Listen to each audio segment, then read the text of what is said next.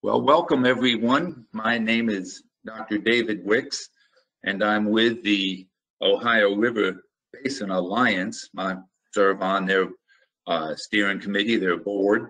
I'm also with the Ohio River Recreation Trail, two of the sponsors of this webinar today. It's part of what we call the Ohio River Discussion Series that are trying to bring to light a variety of issues, creating sort of a shared message, a voice, one voice to speak with and about the Ohio River. We're very pleased today to have this discussion on the harmful algae blooms on the Ohio River. Living here in Louisville, Kentucky, we've had significant issues with them. Last year, we had a bloom during one of our, or was it 2 years ago, we had a bloom during Ironman swim, and so it canceled the swim. And so significant issues, significant impact issues. But also I'm chair of the Recreation Working Group for the Ohio River Basin Plan, and harmful algal blooms and recreation have a lot to do with each other, between paddle sports, water skiing, fishing, and certainly swimming in the river and our other water bodies. We have 5 sponsors of this organization, or this Ohio River Discussion Series, and first and foremost is Orsenco. And we want to give a shout out to Adam, who is our technical wizard with Orsenco. And Orsenco, if you don't know much about Orsenco, they are the driving force in water quality and have been for many, many years along the Ohio River main stem. We also have the Ohio River Recreation Trail and the National Park Service, and we have a 200, well, from Portsmouth, Ohio, down to West Point, Kentucky, 40 separate towns that recreate and are planning additional recreation on the Ohio River. And then for the Foundation for Ohio River Education. And so those are our sponsors of this series. And today, this whole harmful algae bloom, we have 3 speakers. Dr. Ruth Breland, she's the state HAB specialist in the emerging contaminants section of the Division of Drinking Water and Groundwaters. And she's going to start off with a topic called "What is the problem and why HABs are bad?" Then we go to Roger Tucker. Let me advance the screen here. Then we go to Roger Tucker, who's going to talk about water quality compliance and how to detect in drinking water. Then we'll end up with Dr. Chris Nietzsche, and he has a whole system for early detection, and he's with the EPA, and we'll have greater introductions between each one. Dr. Perry Thomas is collecting the chats, and so we're encouraging people to use that chat and write questions or comments or thoughts. And so our little housekeeping procedures for this workshop or this webinar is, please leave your microphone and camera turned off, unless if you're presenting for sure, and use the chat to submit all your questions. If you want to comment something at the end, we can certainly unmute you. That would work out well. The discussion is going to be recorded as well as the chat, and that will be available for preview. And so with that, Adam, if you wanted to switch the screen over to Dr. Breland, that would be great. As I said, she is working with the Ohio River Protection, or the Ohio Environmental Protection Agency, their EPA, in the Division of Drinking and Groundwaters. And we're looking forward to your presentation, Ruth. And what can you tell us about harmful algae blooms? Great. Thank you so much for the introduction and opportunity to speak today. And as I was requested, I'm going to give a little bit of a background and start with a definition of HABs, and then focus on our state's response programs, primarily for drinking and recreational uses. So I always like to start by defining our acronym. When we look at something that's harmful, it's posing some sort of threat to the ecosystem, the animals, the human, particularly health impacts that are associated with these blooms. And we're going to focus while there are many, I'm going to talk broadly about it, we're going to focus quickly in onto some cyanotoxins, which are the primary concern for drinking and recreational water and for the health of animals and humans. Now, the organisms that produce these toxins algae itself can be broadly defined as photosynthetic aquatic organisms that lack true roots and stems. And so it's kind of an eclectic term. Cyanobacteria, though, in freshwater systems are a particular type of cyanobacteria. I've heard it and seen it presented as they're not true algae. They are truly a form of bacteria, but they are present, the primary producer of these toxins in our freshwater systems. And then the bloom piece just means you've got excessive biomass growth going on that can occur when conditions are just right for those particular organisms. Typically, we think of having lots of nutrients, lots of light, warm temperatures that support those high growth rates. So HABs generally occur more during summertime months, but because the cyanobacteria and algal communities are so diverse, we can find specialists for different temperatures and environments. So the negative impacts that are associated with these HABs are first and foremost those cyanotoxins. And there are diverse or groups of structural compounds that target or attack different components. So it could be skin irritation and toxins.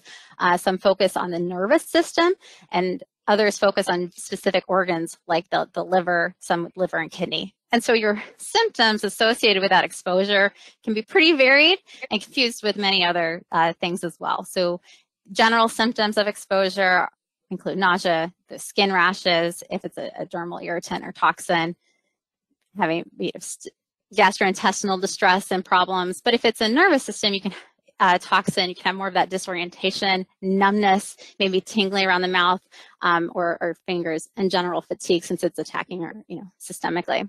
Ohio has received reports of human illnesses as well as dog deaths that have been associated with primarily recreational exposure to cyanotoxins. Dogs in particular can be drawn to the mats or the excess of biomass and kind of lap that up. Or if they've been swimming in it, they might be licking their fur later and get a pretty big dose of cyanobacteria and the toxins inside of them. Beyond the toxins, the cyanobacteria are associated with other adverse impacts, taste and odor problems.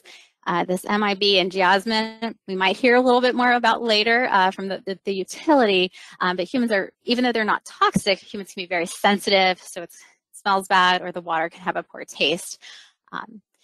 Dissolved oxygen dips are kind of a unique adverse impact when you think about these aquatic organisms that photosynthesize. They produce oxygen, but they still respire. So particularly at night when you get such high biomass, it can actually cause a big low drop in oxygen that can be associated with fish kills that might be more isolated to smaller water bodies, ponds particularly. And of course, they can just be a nuisance. They can look terrible. You just naturally want to avoid, the beach is pictured here. And they can have significant costs, economic impacts due to loss of recreation, just like we were told in the beginning about the event that was canceled in the Ohio River, and many other issues throughout the state. And of course, the increased costs for producing safe, clean drinking water. So a few more details to focus in on the cyanotoxins since they are a primary health concern and I'm going to focus on for their response. We have four main types that we have threshold values for in the state of Ohio. Microcystins primarily focus on the liver. Selenospropsin is both the liver and kidney toxin. And then anatoxin A and saxitoxin are primarily nerve toxins.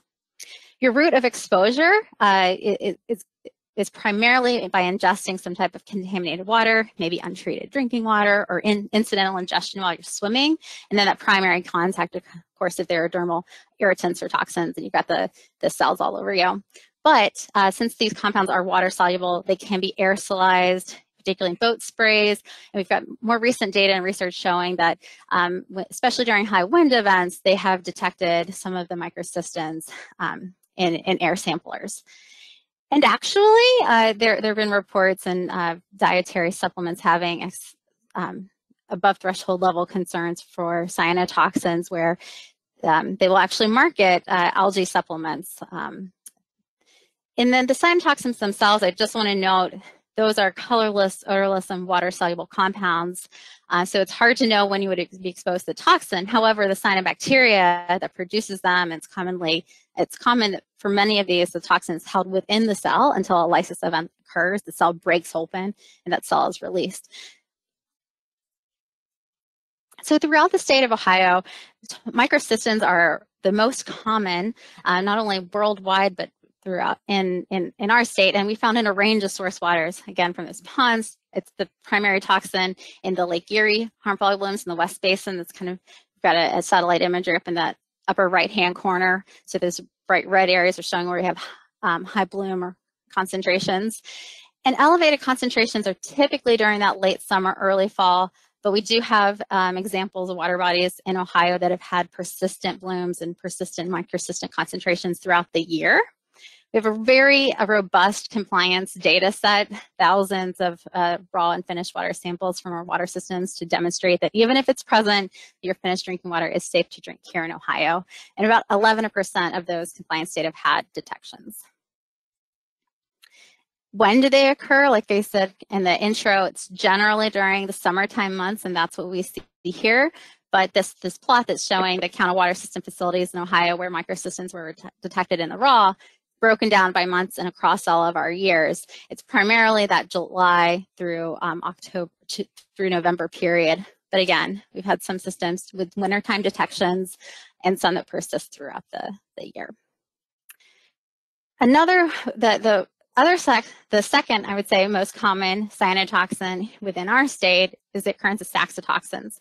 So our drinking water systems are screening with a genetic test called qPCR for any cyanobacteria that has the genes that would allow them to produce this toxin. And so we use that as a screen to then go out and sample directly for the toxin after that.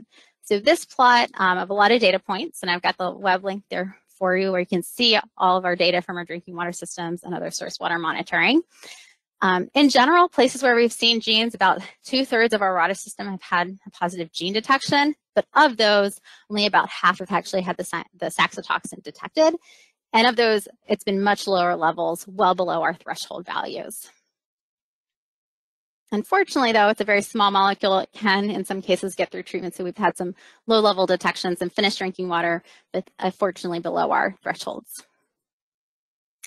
And so I don't want to go into too much detail because I know we're strapped for time, but we do have a robust response strategy for our drinking water systems. We do have regulation within the state that requires the water systems to sample.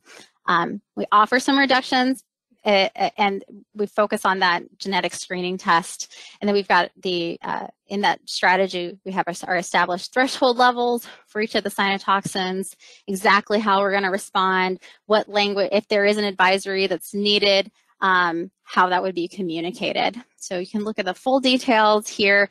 And because this strategy and sampling program is mandated through our state level legislation, I just want to note that we are going through our 5-year rule review process. So that's why we're holding off on updating our strategy for 2021, but hopefully it'll be out soon. And then for areas that are maybe in addition to drinking water uses, many of our water bodies throughout the state, including Ohio River, are used for recreation. And we do have a strategy to focus on how we would sample and respond to blooms there. We partner with our Department of Natural Resources and our Department of Health to make sure that this approach is protective, and we're communicating depending on who is responsible for that water body. We did come out with a revision late 2020 that's been effective this year. So I'm going to go through the approach of kind of if a bloom is observed, because it's primarily a response-based monitoring program, and how you could report a bloom if you see one, and then how we would respond accordingly. We did add a local response guide as well that could be really helpful to some communities. And that can be found along with additional details on HABs at ohioalgaeinfo.com. So at all of our state park beaches, we have this general information about HABs. Because these blooms can be so dynamic, they can maybe be blown into a cove one day, maybe blown out the next day, and because the cyanotoxin would accumulate or be accumulated in these high biomass areas, we just want to alert people to have fun, enjoy the water, but avoid any water that has obvious signs of scum. And again, we've got links to our website. You've got that QR code that you could go and even report the bloom. But we do keep the signage up at all of our state park beaches and boat ramps. Again, because blooms can be so dynamic, and you can download this signage if you wanted to add it to any of your access points. And then we rely on that visual response to collect cyanotoxin samples. And this is just a screenshot. You know, some blooms are very bright, charismatic, and clear. Others not so much. But anything that would be a new or different change, the beach manager would then collect a cyanotoxin sample. And then here is just a screenshot of the bloom reporter where you yourself could say, we observed a bloom on this given date. This is the water body. You can even snap a photo and upload it right away. So if and when a beach manager observes a bloom at the state park beaches, they would post this recreational caution sign in addition to the white general information sign, just to alert the public that we've seen some evidence of a bloom and we've collected a water sample and it's pending results. If that toxin result exceeds our threshold values that are shown here, then we would then post a recreational advisory sign, this red kind of danger sign advising to have no contact with the water. But because we know recreators are not always at the beaches, they might be taking a boat out on the water, we've added this green caution sign at that, along again with our general information signage to advise boaters accordingly, because again, that bloom could be present in other places. We just want to make them aware. And that information, it will also be posted at our Beach Guard website using these little red flags. Here it's got flags up at some beaches at Grand Lake St. Mary's. This is an old screenshot. This is exactly where you can go. And if there is a beach that you like to enjoy, you can actually have the Beach Guard website forward you any alerts. And in addition to our harmful algal bloom advisories, it would also have bacteria or E. coli advisories. Now, I've talked a lot about the problems and how we respond, but I do want to note we've got some statewide and large-scale research and mitigation efforts. So I'm just going to leave a few links here where we are trying to address all the nutrient eutrophication issues that contribute to these blooms. With that, I think I'm close to at time. I apologize if I run over a little bit. And here's some links where you can find more information and resources and my contact information if needed. No, Ruth, you didn't go over at all. It's perfect timing. Thank you very much. And you see her contact information down there at the bottom. Everyone's agreed to be responsive to questions. And so, Adam, if we could move on to Roger Tucker, that would be great. And once again, Ruth, I wanted to thank you very much. It's just fascinating listening the recreational alerts that you have, and it would be interesting to do such on the Ohio River on a regular basis. I think it'd be a good thing. We have Roger Tucker up next, and Roger Tucker has been involved in the detection of harmful algal blooms for a long time with the Louisville Water Company, where he serves as a compliance officer as well as an environmental scientist. And Roger's from Louisville, and he is going to be addressing how how is HABs detected in drinking water, and then how is it treated. Before I turn the show over to Roger, I just wanted to make sure people know to type questions or comments into the chat. Dr. Perry Thomas is organizing them, and if you could also put your name and organization inside the chat as well. If you could do both, that'd be great. Mr. Tucker, are you there? Yes, I'm here. I'm ready to go. Thanks, David. It's yours. All righty. Thanks for the introduction there. I'm going to do look at harmful algal blooms and how that perspective, how is a drinking water utility that we respond to that. And just real quick, what I'm going to talk about here, I'm going to talk a little bit about just, what is a harmful algal bloom and how it relates to drinking water. Some of the things that we've seen here at Louisville Water Company and what our monitoring strategies are here, and then how we treat for these blooms when we see them. And got to recognize someone that's helped me out a lot. This bottom picture, that's Nicole Tremblay. She is our scientist as far as our organics chemistry. She does our MIB and jasmine odor analysis. It also takes care of our toxin analysis. And this is me up at the top here, where I do a lot of the scope work whenever we start to see some of these things. So, okay, this is again, map of the Ohio River. I'm sure everybody here is familiar with that. But in case you don't know where Louisville is, we're right here in this section between the Markland Dam and the Kaplan Dam, approximately marker 600. 595 is where our utility intakes are. And what makes our pool there a little unique is we typically, our pool, normal pool level stays at 11 feet year round unless we get a major rain event. It doesn't go up and down as far as for navigational traffic other ones do. So it kind of makes us a little unique there as far as our pool.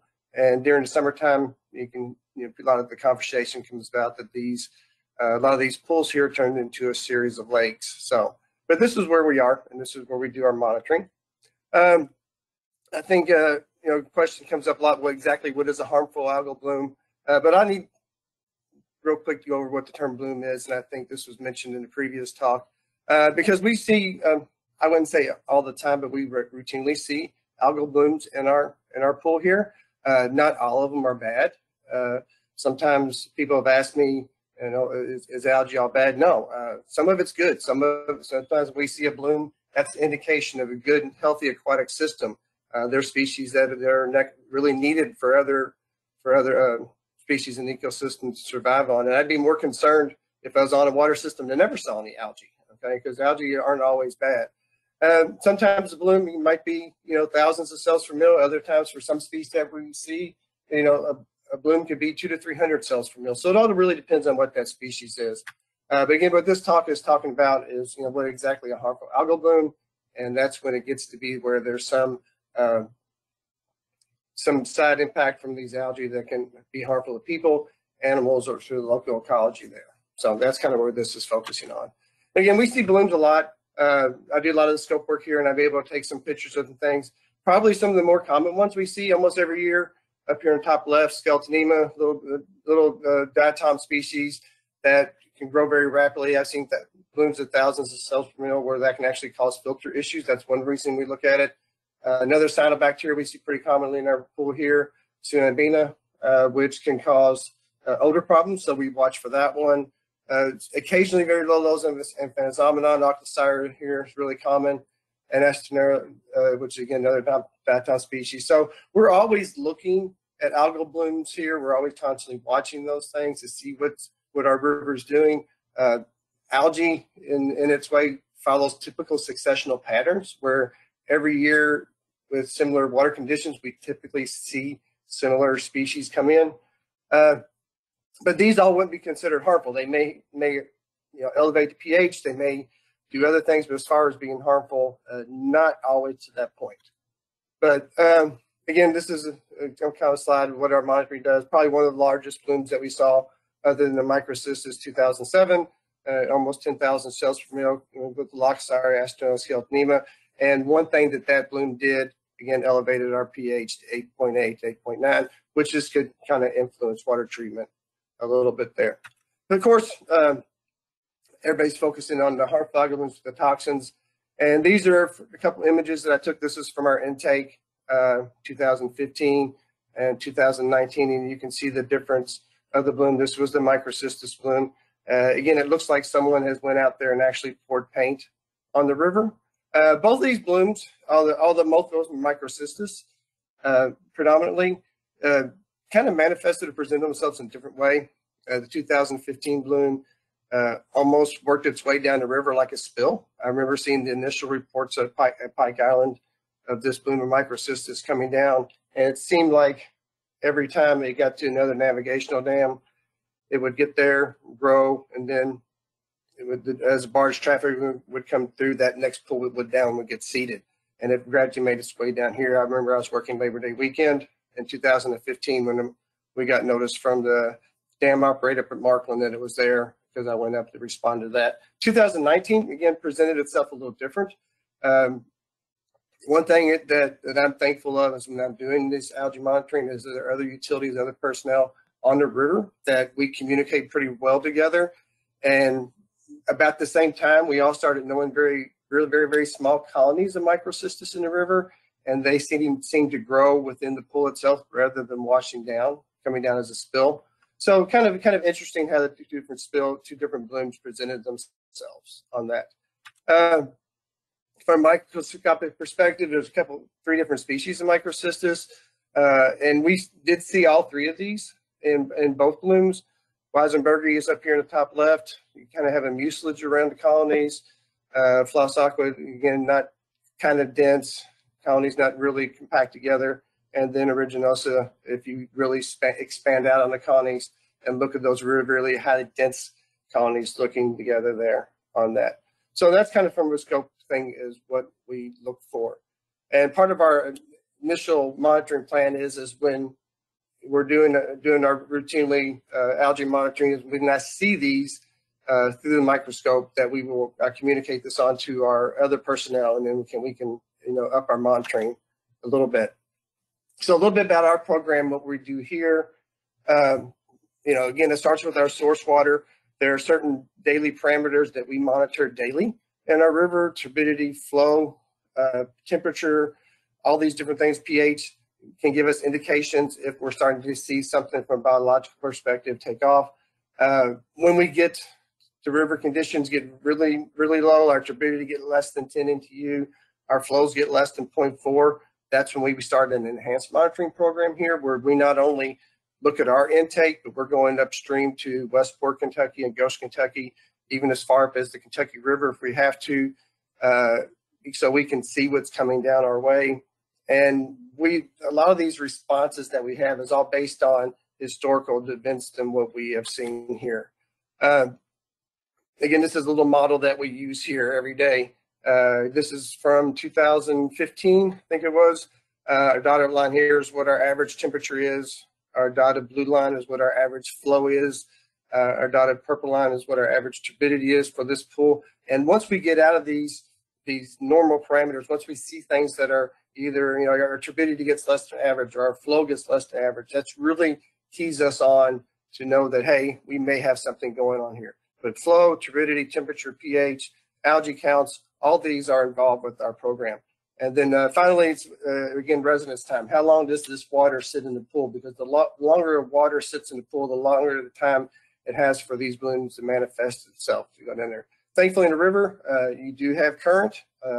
And as long as you're getting good flow through our pools, we don't seem to have any issues with algae or harmful algal blooms there. Again, this is kind of some of the slides that we looked at on our pool and how we based on these are when we've had taste and odor events out here. Again, this is what our little bit more on our enhanced program here. Again, flow 0.4 miles per hour, turbidity less than 10. Here's Westport, Kentucky. Up here, here's Goshen, Kentucky right here. And monitoring these two sites, depending on our flows, can give us a couple days heads up on what's coming downriver. And I'll have a few slides here in a minute to show some of the algae results we've seen down there and how what those numbers look like when the river gets down here to us here. So one thing I always like to tell people, it's like, people's like, well, how did you respond to the harmful algal bloom? I'm like, well, we didn't respond to that. We already have a monitoring program here. Our river monitoring program, our algae program, our taste and odor program, it's all part of this process. We just don't respond or wait till we see something coming up. Again, we communicated this to other entities downstream, to our Senko, people upstream at Cincinnati, at Northern Kentucky, they'll communicate down to us what they're seeing. So algae monitoring, river monitoring is a program that we have come up. As far as algae goes, as river conditions are favorable, I look at algae almost every day here. We centrifuge our samples that I take it and I put it in centrifuge, spin it down using a Palmer cell. I do try to do cell counts per mil.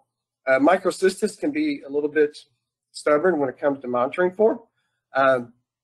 Its cells don't like to spin down, so I may have to split off some samples, iodine solutions, let them settle down, and look at those unconcentrated. One common thing we do almost every day here as the river conditions clear is we look for LGVs in our water, and what that is, for a scientific term, that's called little green balls. Okay, you can just very simply take that water sample, hold it up to light, and microcystis colonies are pretty visible. So those different things that we go to look at our source water there. We do toxin analysis on site. Nicole does that. We do ELISA, and we will look at the free and total toxins. And free toxins are what we will filter out all the cells in the water sample, and then do an analysis on that and see how much toxin is just in the water itself. And then we do total toxins where you will actually freeze and lyse the cells to release the toxin from that. Because what we have seen most of the time with these blooms is if there's not any algae there in the direct vicinity, there's not any toxins. Okay, really, these toxins are related to the cells there. And we look for microcystin, and we do have kits for cylindrothermopsin on house too. So thankfully, we have a very good staff here. We've done a lot of jar tests, and we looked at our treatment process, and we have not had any issues.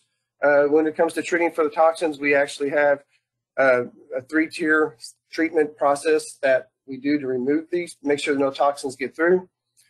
First thing is, and most important when some of these blooms start to show up, is removal of the cells. Okay, the toxins most of the time are intact inside the cells unless something happens.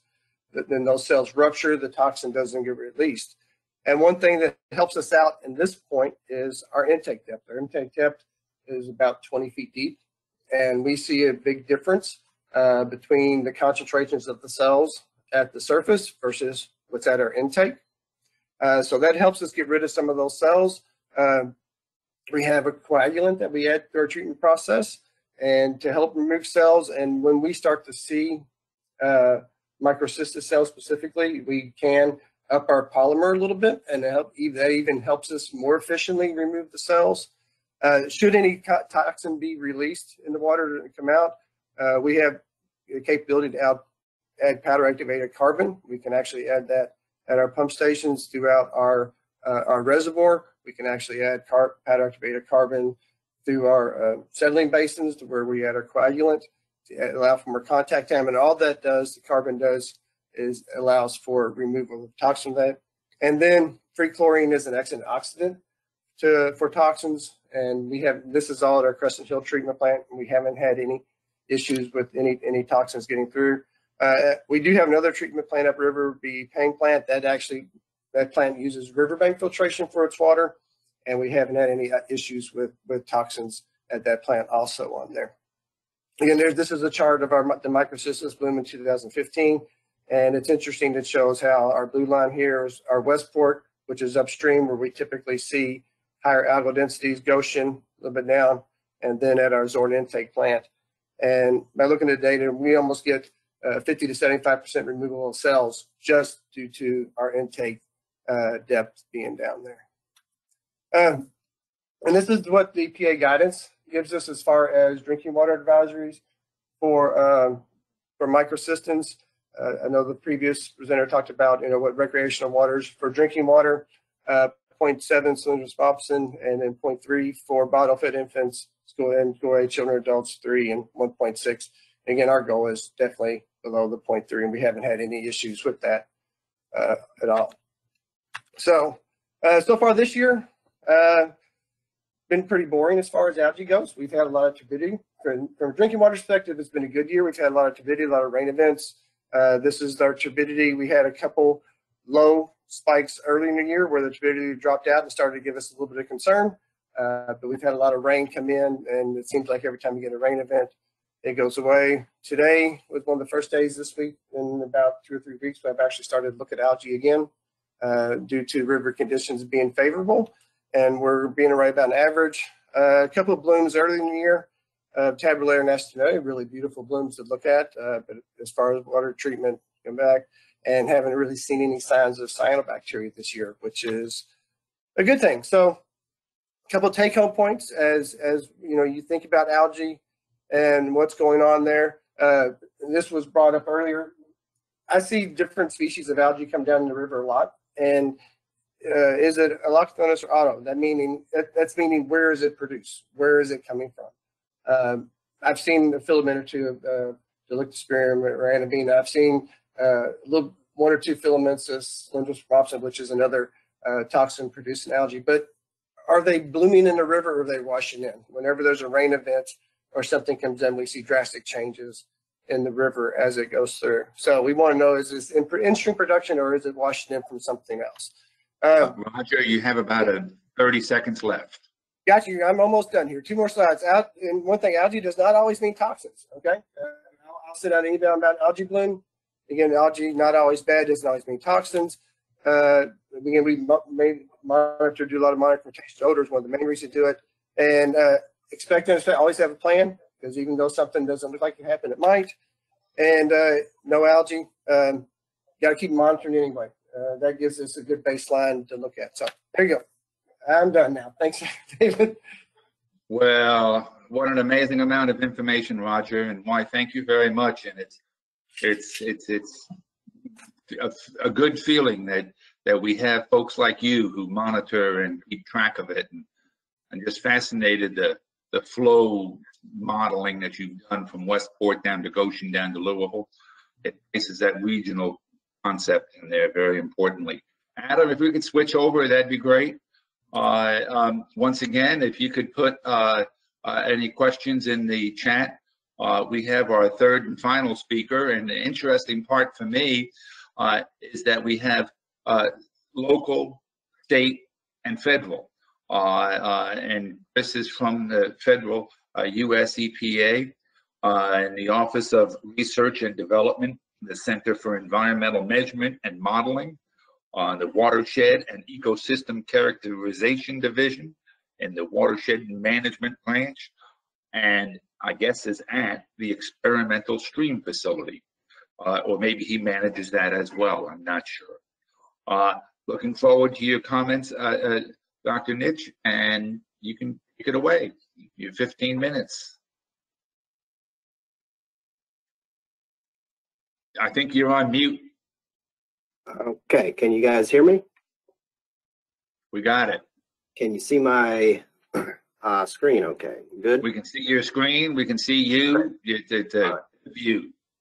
Very good. Okay, so really appreciate the invite to join this discussion series. I think a lot of folks on the call right now have probably seen this content, this research presented previously, but I'll run through it again and talk a little bit about where things stand now. But about 3 years ago now, we were tasked. I was tasked through working with partners in Region 3 and Region 5 to develop a risk characterization. They really wanted to be able to predict HABs on the, was how it was put, predict HABs on the Ohio, given the 2015 bloom, the 2019 bloom hadn't occurred. I tempered that a bit, that objective a bit, because I knew it was going to be pretty tough. I was pretty sensitive to the word predicting HABs. There's a lot of people working on that, so it's a tough problem. I did say that I thought we could come up with a way to characterize the risk of HABs that would support the monitoring community like Roger and Orsenko. So we partnered with Orsenko. We brought in National Weather Service folks to help us, and we also brought on a very savvy statistician. I'm an ecologist. I'm not a trained statistician. There were going to be some modeling involved using statistical techniques that I wasn't sure what was going to have to be used. So we brought in a professional statistician to help us, and her name's Leslie Gaines-Germain. She also turned out to be a savvy R programmer and could develop us a web tool as well. So our main objective in this, this research was to develop a HABs risk characterization for the entire length of the Ohio River. Our partners didn't feel that just being able to do one site was going to be enough. So that really put a constraint on us in terms of what we could model. We were going to have to model this based on conditions that produced HABs in the past, which at this time there was really only one major event that we knew of. We spent a lot of time determining the data available for this effort. We derived a conceptual model. We selected a modeling approach. We ended up developing a risk characterization framework. We built a web application, and that has transferred over to Orsenco now and is being funded through them and operated through their server. So we all know there was a big bloom, and so now I pretty much told you the story. Now I'm just going to run through the demonstration of each of these steps. In 2015, you all know about the unprecedented bloom. That's what spurred this work on. While we were doing the work, the 2019 bloom happened, and that informed matters and really kind of forced the development of an additional modeling that could help characterize risk of the bloom persisting. There was a little bit, as Roger talked about, there was a little bit of nuanced differences between these two blooms, and I'm going to leave it at that. I'm going to jump into knowing ahead of time that while there is a dense amount of data available on the Ohio River, it's kind of piecemeal, and we were really hoping to find similar types of data along the entire river. We did develop an ecological cause and effects conceptual model to help drive the approach we were going to use to our model development. And this is what the conceptual model looked like. And it hinged on the assumptions or the hypotheses that excessive rainfall produces nutrient loads, and then soon thereafter there's a long dry period that increases the residence time in the pools, and that's what supports blooms. It's not really huge rocket science there. We had some supporting evidence to help support this conceptual model, and that was from Orsenco's monitoring program of grab sampling nutrient species in the major tributaries and along the entire river length. It's a monthly or bi-monthly program. I'm forgetting right now off the top of my head, but these graphs just say there was some supporting evidence to show, primarily because of those high flows that we had that year in July in 2015, that there were significant nutrient loads coming into the river and going through the river in 2015 that made it somewhat of an atypical year. That's what these slides show. And then this one talks about the residence time. Roger discussed the importance of residence time. Residence time is essentially how long on average a parcel of water stays behind the pools or stays behind the dams on the river at the lock and dam sites. This graphic just shows that there were 3 sites, or actually 5 sites, that we considered upriver. The 2015 bloom started at Pike Island, and there were 5 sites upriver that didn't bloom that year, and the question was why. And we argued that it probably was due to residence time.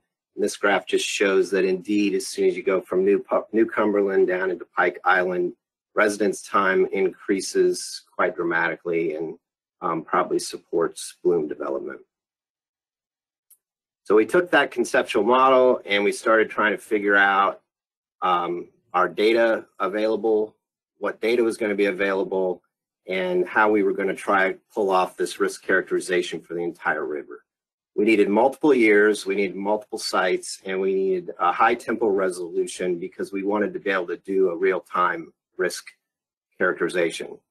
At the time, none of the water quality variables, like what you just saw Roger present for where they are monitoring their intake, Louisville, met these requirements. The one that really did was stage data. And so we used data from the lock and dam tailwaters and some free channel gauging site to support the subsequent modeling effort, which really became an effort to characterize the unique conditions of 2015 that produced the HAB that year.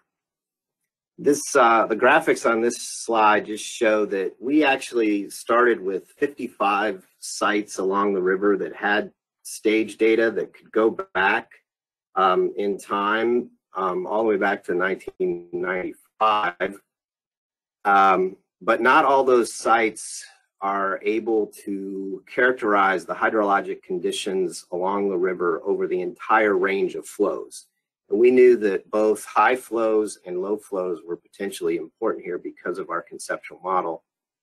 And this is what settled us on the tailwater areas and some of the some mid-pool gauges worked as well, but you do have tributary influences at those mid-pool stage gauges that can make it difficult to estimate discharges in the lower range of flows, and that's what you're seeing here on that right-hand panel. Okay, so in the end we had 27 sites that we were looking for. We had good historical flow data from our partners with the Weather Service. We excluded 2 of those sites, Pittsburgh and JT Myers, because of tributary influences near the station, and we excluded a couple mid-pool sites for reporting the model results, but they actually were included in the modeling. Okay, we basically tried to take the unique conditions of 2015 and represent them into a predictor variable that we could use for modeling. And what we came up with was 2 lagged flow exceedance terms. So the lag just means this is average flow rates that were experienced in the past. We're taking a 60-day lag period, a 25 to 55-day lag period, and a 0 to 19-day lag period. Those periods were optimized through statistics. We're taking a ratio of those two, so the 21 to the 55-day lag period is meant to represent the high flow conditions that wash nutrients into the system, and the 19 to 20-day or the 19-day lag period is meant to represent the low flow conditions that are required to have the resonance times increase and the blooms concentrate. When you characterize flows, this is an example of doing this at Markland Lock and Dam. When you characterize flows in this way, you take a ratio of those 2 lag terms, you can see how significant, this is the ratio, we call it the max ratio of the lagged exceedances. So it doesn't make much sense. It's difficult to wrap your head around, I know, but it really does uniquely characterize that 2015 year. The red line here is when the bloom occurred at this Markland Lock and Dam site. And notice that we also were seeing a similar type of hump in 2019 when before that bloom occurred. So we're essentially using that characteristics of these 2 ratios to forecast the bloom. The forecast model is listed here in the upper panel. It just it uses those that exceedance ratio term and whether or not that ratio has been increasing. And because we're using Bayesian regression, we can report the output of the model as a probability. And then that becomes our risk characterization. And so we had this model developed, and then in 2019, the bloom happened, another bloom occurred, and we realized that with that bloom, our forecasting model didn't do us much good when we had an active bloom. And so could we build another model that would help river stakeholders get an understanding of probability of whether or not the bloom is likely to stick around? And so that's what this this persistence model is all about. When you graph the results of these models, it even gets more difficult to wrap your head around. But just notice that we can forecast whether any year is going to be a bloom year, and then if we do have a bloom, we can forecast or give a probability for how likely it's going to persist based on recent flow conditions. I want to note one major caveat here, and that is that we can only characterize risk of new blooms in terms of the 2015 and the 2019, the two times that blooms happened. And we're doing this despite some uncertainty about specific start and end dates of blooms at sites. And with this approach, with more HABs, these models may or may not be better performing over time. It totally depends on how critical the specified flow conditions actually are. And because of that, we built a framework that would hopefully make this modeling approach updatable through time. And as we learn more about— We have about a minute left, okay, Chris? Yep. Okay, about a so minute left. yep, that's good. I got you. I think I can finish up then. Okay, so we packaged the results from these forecast and persistence models into a web tool. And this web tool is now under control of Orsenko. Greg Youngstrom, author on this work, is the overseer. And if you're interested in exploring this tool, please do. Or please contact Greg, and I'm sure he would probably give you access if you don't have access already. So this is the entry page of the tool. Because water quality, we don't have a lot of water quality data in our framework at the moment. In the models explicitly, we wanted to bring water quality data into the risk characterization framework. And so we developed visualization objectives for the water quality, continuous water quality sites that are now becoming active along the river. There are several sites managed by the USGS that have become active, and they're reporting data now that can be scraped from the web, and Orsenko has 4 sites also. So we developed these objectives, and the main ones came down to comparing data across sites, comparing data across years, being able to compare 2 variables at a time and report data in terms of daily differences. The next couple slides here are just examples of how data can be visualized. So this is a comparison at one site across years.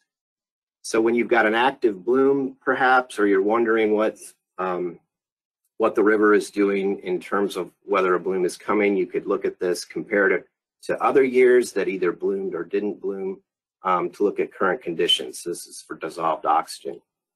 Likewise, you could do a comparison across active sites on this web tool with this web tool, and we provide a difference, a daily difference between the variable that you are observing to characterize certain of these variables, like dissolved oxygen and pH. If they are swinging widely on any given day, that indicates a lot of algae activity. So it's good for a stakeholder to be able to characterize that.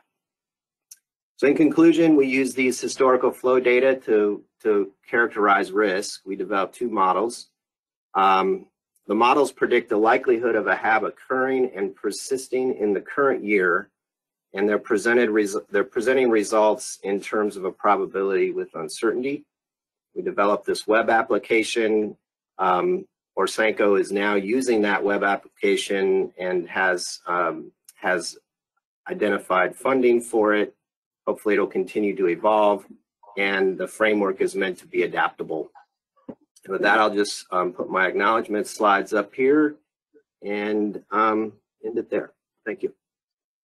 I wish to thank you very much, Dr. Nitsch, and it's just fascinating to have a web-based tool that's both predictive and then also around persistence. Just fascinating.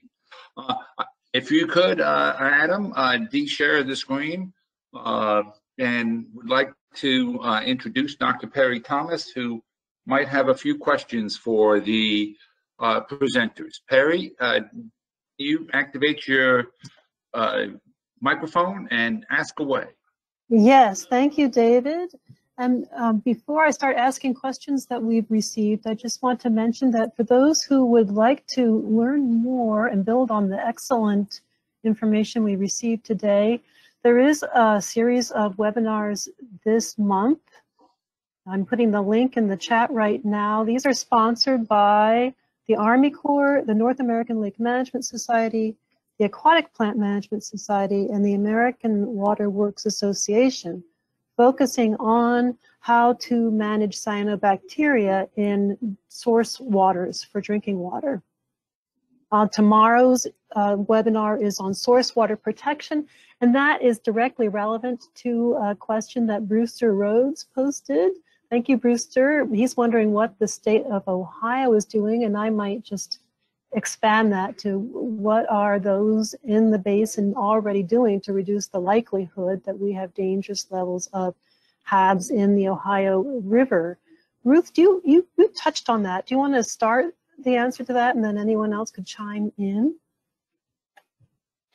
Sure. I do want to maybe reframe the question slightly in terms of, our program is focused in minimizing the, impacts and exposure to cyanotoxins. So we've kind of taken the drinking water focus first to make sure that you're able to treat and remove any toxins if and when they exist, and to also have the monitoring program to know when they occur.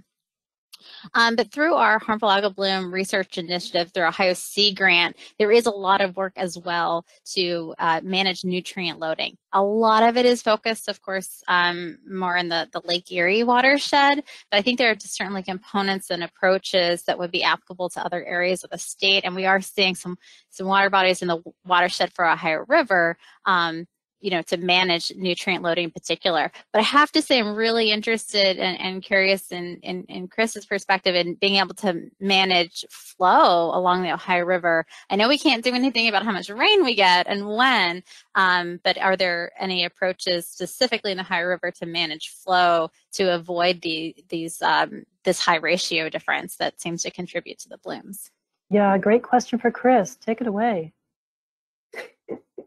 Okay. Yeah, so this question about managing flow is probably better addressed by a hydraulic engineer working for the Army Corps of Engineers, but I will tell you what the conversations that I've had with such individuals, what they say about this. So there's two problems. One, this came up prevalently in the 2015 bloom. Question was brought to the Great Lakes and Ohio River Basin Division of the Corps of why can't we just flush the river out by releasing water from our reservoirs. And there are 85 reservoirs in the Ohio that are used to control the flooding on the Ohio. I never saw the calculations myself, but these are the same folks that helped us compute the residence times for the pools. So I trust them when they say that they could release the reservoirs within their project guideline, and you really wouldn't see, it would be like a blip in terms of at that time when the low flow conditions are that low. So bottom line on that part is that resident releasing from reservoirs is probably not a good option for trying to flush this bloom or these blooms out of the system. So the second thing that I've asked quite a bit about is whether or not the dams within a pool that is experiencing a bloom could be operated differently to try to increase the residence time. And I'm constantly reminded that the dams are operating, all of Army Corps of Engineers projects are operated under what they call a guide curve.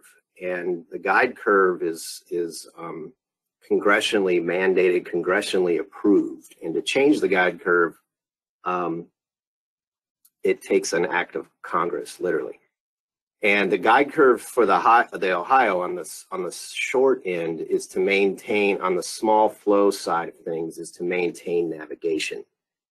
And we haven't been involved or know if folks have done this yet, but my suggestion was that we try to see about if we could just play around with, like, say, a foot of storage.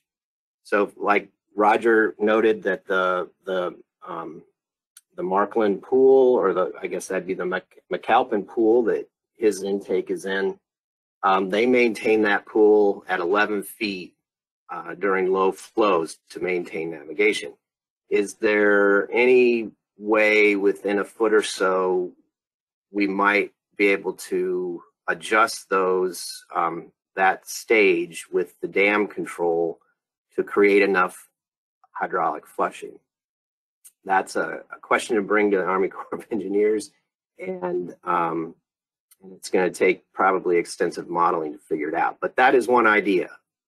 The other, of course, is trying to manage nutrients getting into the system, but that's a real complicated ecology there once the nutrients are in there. So we can talk about that more as a follow-up. Thank you, Chris.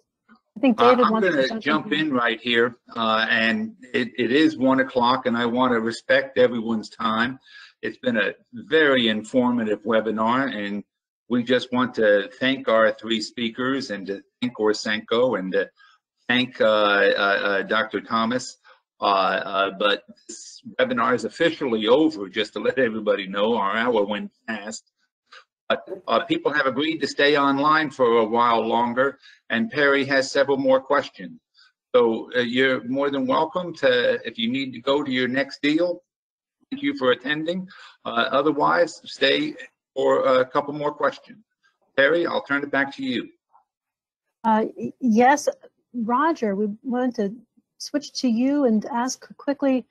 First, thank you for mentioning that algae aren't always bad and that they are important members of our aquatic ecosystems. You've certainly done a great job with your 365-day monitoring, and you're able to do that at Louisville Water. Do you have any recommendations for those who operate smaller drinking water treatment facilities as to how they can begin to monitor if they're not already? What are some small steps they could take? I always give a couple of recommendations when you're looking at setting up a monitoring program. It can be done with just a simple scope and grabbing water samples and letting them settle. You don't have to have a lot of the equipment that we have here. Always start monitoring and looking at things when you don't expect it. And I've had people call me before and say, hey, we're starting to see this in our water system, or I see we got a bloom. Is this what's, I'm like, well, what does your river normally do? Oh, we don't know. We don't look. Algae monitoring and learning, it's all about learning your source, learning what's normal, learning when things change.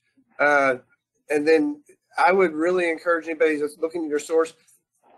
I've always find somebody to partner with that has some knowledge on it. There are some great resources out there. There's great people out here that work on the river, or even a smaller utility. We routinely help out small people. You know, give me a call and I'll help you to start looking at things. And then it's long term. I know a lot of people I've helped out that they started looking at algae and they look for it a year. Oh, we didn't see anything, so we quit. Well, that's good information. Okay, even though you're not seeing anything, doesn't mean you're not learning anything. It doesn't have to be expensive. It takes some time. Find a mentor. I've always been happy to help people out with my system.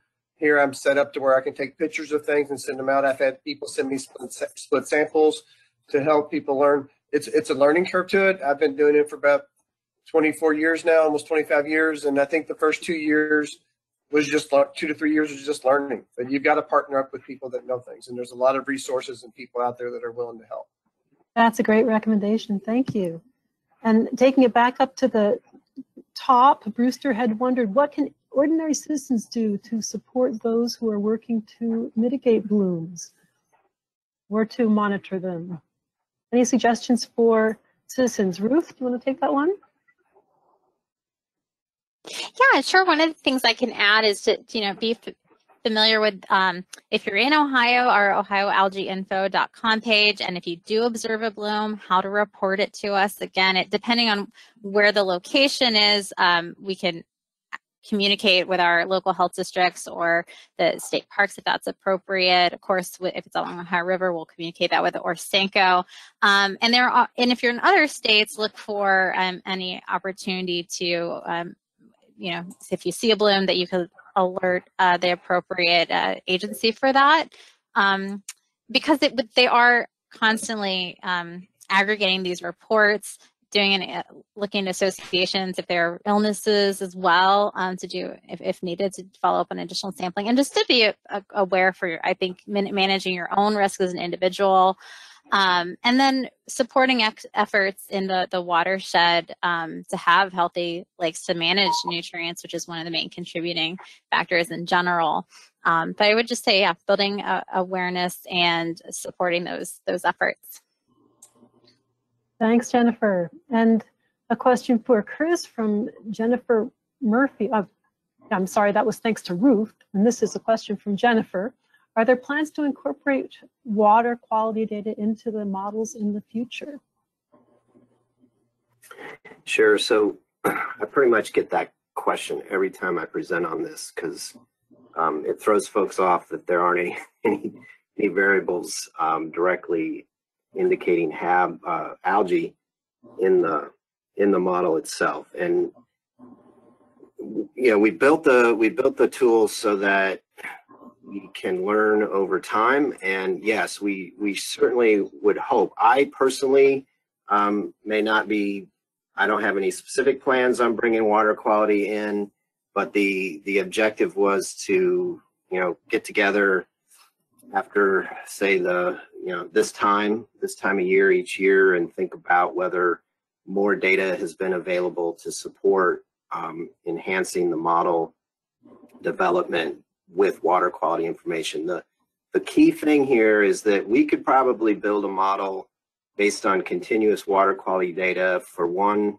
or a handful of pools, but it wouldn't necessarily get at the entire river's length, and we wouldn't be able to provide a forecast or a persistence probability for all sites. So would love to partner with folks that are getting that kind of data and talk with them so that we can share what type of data would be necessary to work into this modeling framework. Thank you. And that does bring us to a more local question from Todd. For Roger, does the Louisville Water Company monitor dissolved silicon, and do you see a decline in diatom abundance prior to cyanobacteria blooms? Todd, we don't do any nutrient monitoring here, and the reason that is, if you look at a lot of the literature on river systems, especially large rivers like the Ohio River, residence time seems to be one of the driving factors for bloom development within the pools. They really need to have that time to do that. Now, in a normal year, we will see the diatom blooms early, usually in spring or fall if conditions are favorable. Usually in the spring, I see a really beautiful Lacusara blooms, Astronella, usually like that. And then there's usually a lull. And very rarely, only in 2015 and 2019 did we see late blooms in the fall of the cyanobacteria. So usually cryptomonads or chrysophytes will follow the diatom blooms or in the early spring if the river holds its course on there. But now, usually in a river system, nutrients aren't limiting as much as residence time is. So, hope that answered your question. Thank you, Roger and Todd, for the interesting question. Someone else chiming in? Yeah, can I jump in there, Perry, real quick, just to Sure. put a shout out for Dr. Paul Bukovacis, who was, I believe, at University of Louisville, studied the McAlpin Pool in 2003. And he's, if you look up his last name, which is really tough to spell, but in 2003 under Google, you can see what they have to say about silica there. And there was some indications that late in the summer there might be some silica limitation going on. But that is when residence times really slow down and you don't have the flush, the inflow of silica. So it's definitely tied up in with residence time and temperature as well, as you see those cyanobacteria start to outcompete the diatoms and the cryptomonads later in the summer. So just to reinforce what Roger said. Really interesting, that succession that happens. Would you put the last name in the chat, Chris? So that, Oh boy, I was afraid you were going to ask me that. Yeah, I will. Do your best. Do your best on the spelling. I think I can probably grab the reference and put it in there. All right, thank you. And then finally, we had a question from David Wicks about how important is networking among government and river organizations and the general public as we work to recognize and mitigate harmful algal blooms. Anyone want to take a shot at that? How important is networking, such as we're doing now? I'll start at that. To me, it's extremely important, especially with the river system as large as the Ohio River. I mean, there's no way we can know what's going on just by pulling a grab sample from our intake without having other people, what's going on, without private citizens, hey, alerting us that they're seeing maybe a possible bloom developing. And again, just the constant relay of information. Whenever we've had the blooms, Orsenko was always daily providing us with updates on what they're seeing upstream. So again, as a utility, we need to plan, as far as ordering chemicals, days, weeks in advance, and we need to know what's going on upstream. So I think that's really, really critical, especially something as large as the Ohio River, to not sit there and not pass things on, but it's important to network with other ones. Thank you. I might add that communicating well within the network and across networks is important, and I really applaud all three speakers for excellent presentations today. Anyone else want to chime in on that question?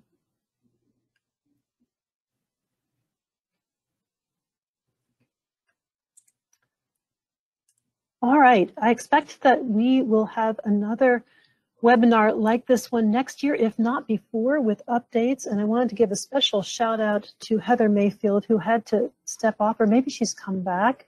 Heather was the inspiration for this one before she left Orsenko. She's now working with EPA. Many thanks to Heather, and we are glad that you're able to continue to participate in this networking.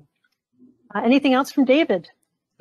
Thank you very much, Perry, and that officially ends this webinar. I wanted to thank once again our three presenters and the folks up there at Orsenko for enabling this webinar. Stay healthy and make sure you get a chance to be out on the river. And my fan is early in the morning. It's too hot in the afternoon. So thank you very much, and stay tuned for future webinar announcements. Thank you very much. Paul's name. I worked with him at the stream facility in EPA. He made the comment. Sure.